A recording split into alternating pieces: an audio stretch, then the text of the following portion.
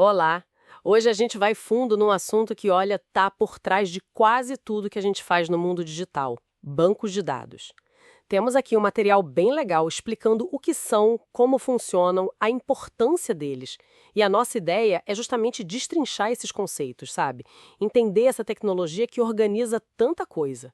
Para começar, então, o que é exatamente um banco de dados? É só um monte de informação junta? Oi. Boa pergunta para começar. Não é só um monte de dados, não. Pensa assim, é uma coleção ah, organizada, sabe? E lógica. Os dados ali dentro se relacionam. Eles têm um significado. Não são dados jogados lá. Eles representam alguma coisa do mundo real. Um mini-mundo, como a gente costuma dizer. Pode ser, sei lá, os clientes de uma empresa, os produtos num estoque. Ah, tipo um recorte da realidade. Exato. E o ponto-chave é esse.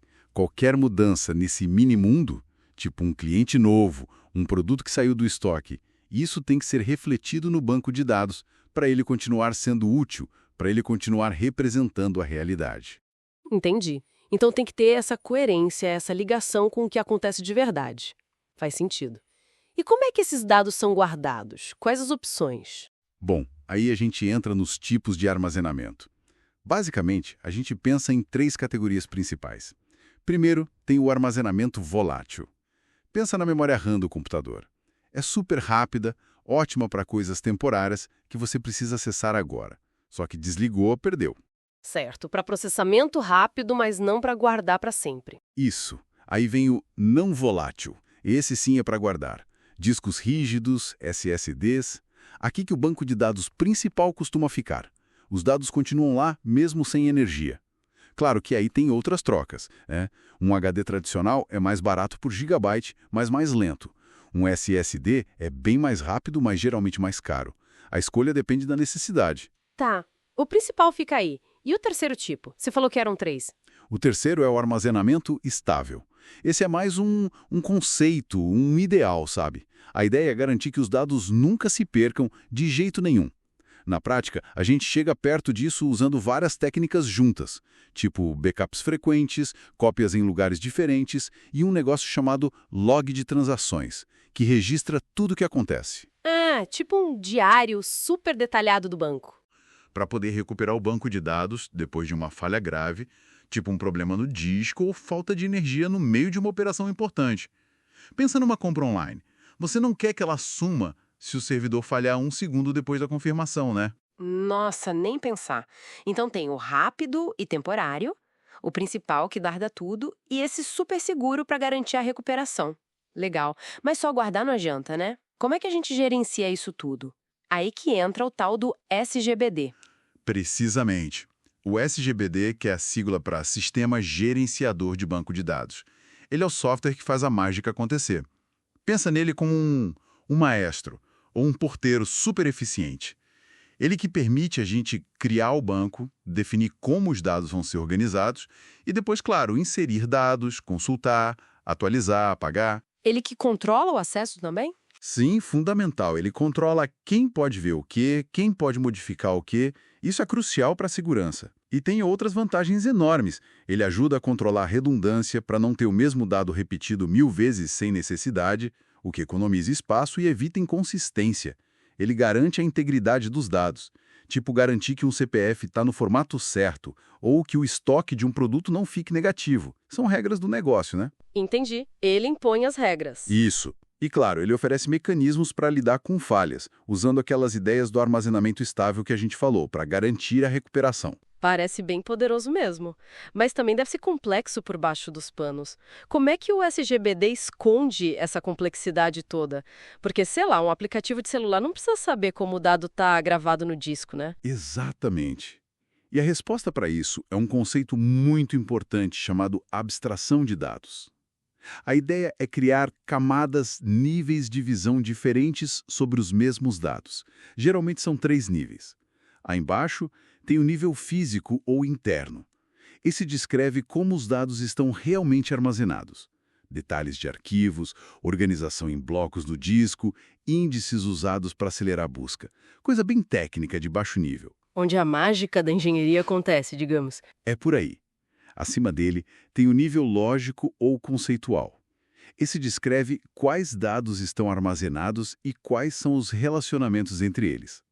Aqui, a gente pensa em tabelas, colunas, tipos de dados, texto, número, data, chaves primárias, estrangeiras. É estrutura lógica, sabe? Sem se preocupar ainda em como isso vai parar no disco. É a visão do arquiteto de dados, do desenvolvedor que modela o banco. Tá, uma visão mais estrutural do que tem lá. E o terceiro? O terceiro é o nível de visão ou externo. Esse é o mais alto. Ele define como um usuário específico ou uma aplicação vê uma parte do banco de dados. Pode ser uma visão bem simplificada. Por exemplo, o aplicativo do seu banco mostra seu saldo e últimas transações. Ele não precisa ver todos os detalhes da sua conta ou as tabelas internas do banco. É uma visão criada especificamente para aquela necessidade. Ah, então cada usuário ou app pode ter uma janela diferente para o mesmo banco de dados? Exatamente. E o mais legal disso tudo é a independência de dados. Como tem essas camadas, a gente pode fazer mudanças em um nível sem, idealmente, afetar os níveis de cima. Por exemplo, a gente pode mudar a forma como os dados são guardados fisicamente, nível físico, talvez trocando um HD por um SSD mais rápido ou reorganizando os arquivos para otimizar o espaço. Ah, e o aplicativo que usa o nível lógico ou de visão nem fica sabendo, continua funcionando igual. Em teoria, sim. Essa é a grande vantagem. Permite que o banco de dados evolua, seja otimizado, sem quebrar todas as aplicações que dependem dele. Imagina o custo se toda vez que você mudasse algo no armazenamento, tivesse que reescrever todos os programas. Seria inviável. Nossa, faz todo sentido. Isolar as preocupações, né? Uma coisa é como guarda, outra é o que significa, outra é como eu vejo. Muito bom. Agora, pensando mais nas operações do dia a dia. Uma transferência bancária, uma reserva de hotel, uma compra online, são operações que precisam ser muito confiáveis, certo? Como o sistema garante que tudo corra bem, especialmente com, sei lá, milhares de pessoas fazendo coisas ao mesmo tempo? Ótimo ponto. Aí, a gente entra no mundo do gerenciamento de transações e num conjunto de propriedades famosíssimo chamado ACID. Primeiro, o que é uma transação? É uma sequência de operações que, do ponto de vista lógico, formam uma única unidade de trabalho. A transferência bancária é o exemplo clássico. Envolve debitar de uma conta e creditar em outra. São duas operações, mas formam uma transação lógica. Entendi. Tem que acontecer junto ou não acontecer nada. Exato. E para essa unidade ser confiável, o SGBD busca garantir as propriedades ACID. ACID é um acrônimo, né? O A é de atomicidade. É exatamente isso que você falou. Ou a transação inteira acontece com sucesso, ou nada dela acontece. Se der um erro no meio da transferência, o débito que já foi feito tem que ser desfeito, rollback. Não pode ficar dinheiro no limbo. É tudo ou nada. Certo. Garante a integridade da operação em si. Isso. Depois vem o C, de consistência. Isso significa que a transação só pode levar o banco de dados de um estado válido para outro estado válido. Ela tem que respeitar todas as regras e restrições definidas. Por exemplo, se existe uma regra que o saldo da conta não pode ficar negativo, sem ser conta especial, claro, uma transação de débito não pode violar essa regra. Se violar, a transação falha. O banco de dados tem que estar sempre consistente com as regras do negócio. Ok, mantém as regras do jogo. Faz sentido. Próximo. O I é de isolamento. Esse é super importante quando tem muita gente usando o sistema ao mesmo tempo. Concorrência. Ele garante que as transações que estão rodando em paralelo não interfiram umas nas outras. O resultado final no banco de dados tem que ser o mesmo, como se elas tivessem sido executadas uma depois da outra em alguma ordem sequencial. Mesmo que na prática, elas rodem misturadas para ganhar tempo. Ah, para evitar confusão, tipo duas pessoas tentando comprar o último ingresso para o show ao mesmo tempo. Exatamente. O isolamento garante que só uma delas consiga e a outra receba um aviso de que acabou, por exemplo. Evita inconsistências causadas pela concorrência. Entendi. E o último, o D? O D é de durabilidade. Essa propriedade garante que, uma vez que a transação foi concluída com sucesso e o SGBD diz OK, confirmado, o famoso commit, essa alteração é permanente. Ela vai sobreviver a falhas posteriores, como uma queda de energia ou uma falha do sistema. É aí que entra o armazenamento estável de novo. Exatamente. A durabilidade depende muito daqueles mecanismos de log e escrita segura no armazenamento não volátil e, idealmente, estável que a gente comentou. Uma vez confirmado, está confirmado, mesmo. Aquela compra, aquela transferência, aquele post na rede social, fica registrado permanentemente. Uau! ACID, atomicidade, consistência, isolamento e durabilidade. Parece um pacote de garantias bem forte, mas imagino que ter tudo isso, especialmente o isolamento e a durabilidade, deve ter um custo, né? Talvez deixe as coisas um pouco mais lentas. Você tocou num ponto crucial.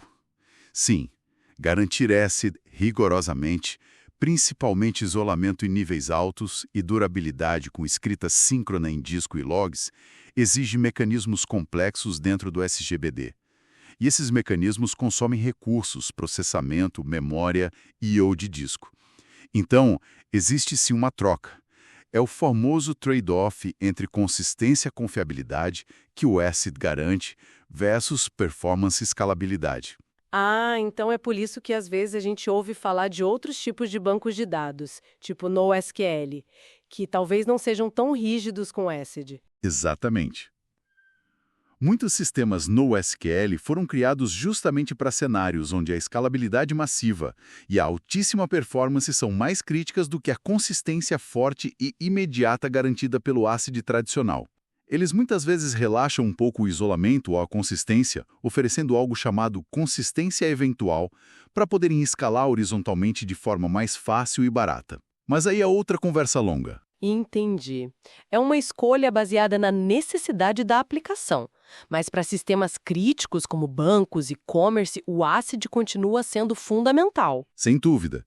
Para a maioria das aplicações transacionais tradicionais, essas garantias são indispensáveis. Bom, então tentando amarrar tudo. Bancos de dados são essas coleções organizadas de dados sobre o mini-mundo. Eles precisam ser armazenados de forma persistente e segura. Para gerenciar isso tudo, temos o SGBD, que usa níveis de abstração para facilitar o uso e a manutenção, oferecendo independência de dados. E para garantir que as operações sejam confiáveis, mesmo com muitos usuários, o SGBD gerencia transações seguindo as propriedades ACID. É isso. Perfeito resumo. Essa combinação de estrutura lógica, gerenciamento robusto e garantias transacionais que faz dos bancos de dados essa espinha dorsal invisível, mas absolutamente essencial do nosso mundo digital. O que eu acho fascinante nisso tudo é como a gente consegue, através dessas regras e estruturas bem definidas, lidar com quantidades absurdas de informação e garantir que tudo funcione de forma coerente e confiável para milhões de pessoas ao mesmo tempo. É uma engenharia impressionante que está ali nos bastidores. Com certeza. Fica até uma reflexão, né, na próxima vez que a gente usar um aplicativo qualquer, fizer uma compra ou só checar o saldo do banco. Parar para pensar em toda essa arquitetura complexa nos SGBDs, nas transações ACID, trabalhando ali por trás para que a nossa experiência seja simples, rápida e principalmente confiável. Que mecanismos específicos estarão rodando naquele instante para tudo dar certo? É muita coisa acontecendo.